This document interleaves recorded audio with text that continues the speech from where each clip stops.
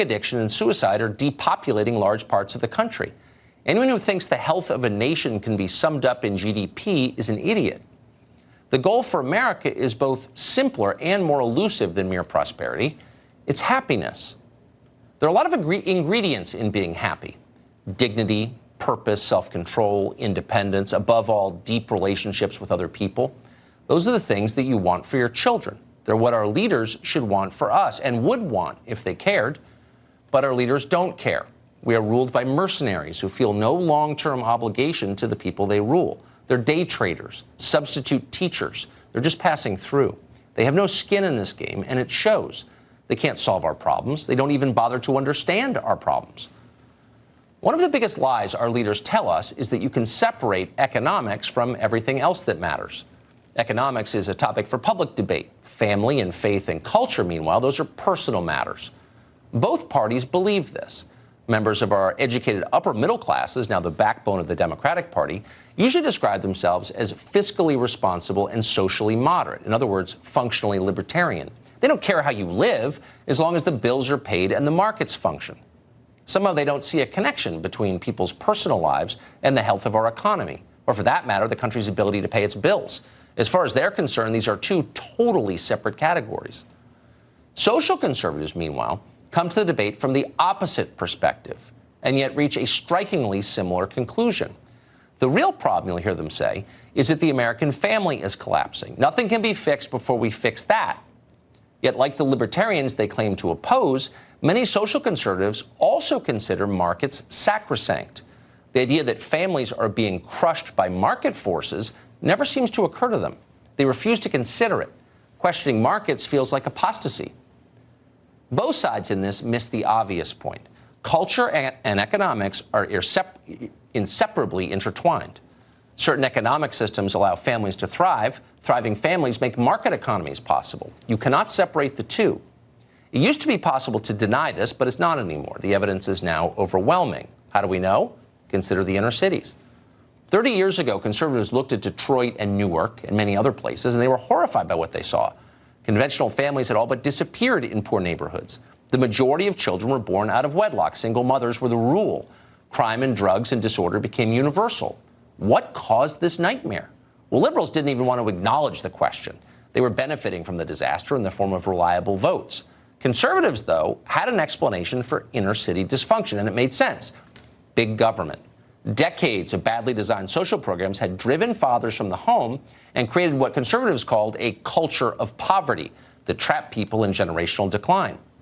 Well, there was truth in this, but it wasn't the whole story. How do we know? Well, because virtually the same thing has happened decades later to an entirely different population. In many ways, rural America now looks a lot like Detroit. This is striking because rural Americans wouldn't seem to have very much in common with anyone from the inner city. The groups have different cultures, different traditions, different political beliefs. Usually they have different skin colors. Rural people are white conservatives mostly. Yet the pathologies of modern rural America are familiar to anyone who visited downtown Baltimore in the 1980s. Stunning out-of-wedlock birth rates, high male unemployment, a terrifying drug epidemic. Two different worlds, similar outcomes. How did this happen?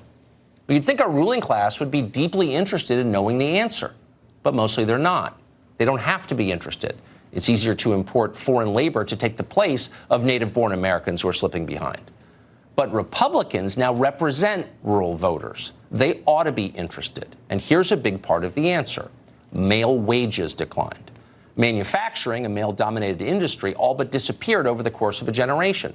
All that remained in many places were the schools and the hospitals, and both of them are traditional employers of women. In many areas, women suddenly made more than men. Now, before you applaud that as a victory for feminism, consider some of the effects. Study after study has shown that when men make less than women, women generally don't want to marry them. Now, maybe they should want to marry them, but they don't. Over big populations, this causes a drop in marriage, a spike in out-of-wedlock births, and all the familiar disasters that inevitably follow. More drug and alcohol abuse, higher incarceration rates, fewer families formed in the next generation. This is not speculation. It's not propaganda from the evangelicals. It's social science. We know it's true. Rich people know it best of all. That's why they get married before they have kids. That model works. But increasingly, marriage is a luxury only the affluent in America can afford. And yet, and here's the bewildering and infuriating part, those very same affluent married people, the ones who make virtually all the decisions in our society, are doing pretty much nothing to help the people below them get and stay married. Rich people are happy to fight malaria in Congo, but working to raise men's wages in Dayton or Detroit, that's crazy. This is negligence on a massive scale. Both parties ignore the crisis in marriage. Our mindless cultural leaders act like it's still 1961. And the biggest problem American families face is that sexism is preventing millions of housewives from becoming investment bankers or Facebook executives. For our ruling class, more investment banking is almost always the answer. They teach us it's more virtuous to devote your life to some soulless corporation than it is to raise your own kids. Sheryl Sandberg of Facebook wrote an entire book about this. Sandberg explained that our first duty is to shareholders above our own children. No surprise there. Sandberg herself is one of America's biggest shareholders. Propaganda like this has made her rich. What's remarkable is how the rest of us responded to it. We didn't question why Sandberg was saying this. We didn't laugh in her face at the pure absurdity of it. Our corporate media celebrated Sheryl Sandberg as the leader of a liberation movement.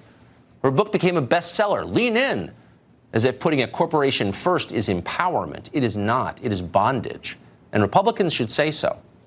They should also speak out against the ugliest parts of our financial system. Not all commerce is good. Why is it defensible to loan people money they can't possibly repay, or charge them interest that impoverishes them? Payday loan outlets in poor neighborhoods collect 400% annual interest. Are we okay with that? We should not be.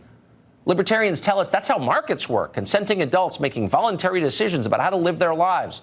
Okay, but it's also disgusting. If you care about America, you ought to oppose the exploitation of Americans, whether it's happening in the inner city or on Wall Street. And by the way, if you really loved your fellow Americans, as our leaders should, it would break your heart to see them high all the time, which they are. A huge number of our kids, especially our boys, are smoking weed constantly. You may not realize that because new technology has made it all but odorless, but it's everywhere. And that's not an accident. Once our leaders understood they could get rich from marijuana, marijuana became ubiquitous. In many places, tax-hungry politicians have legalized or decriminalized it.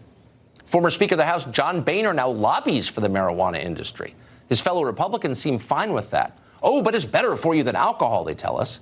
Maybe. Who cares? Talk about missing the point. Try having dinner with a 19-year-old who's been smoking weed.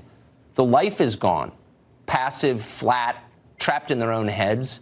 Do you want that for your kids? Of course not. Then why are our leaders pushing it on us? You know the reason. Because they don't care about us. When you care about people, you do your best to treat them fairly. Our leaders don't even try. They hand out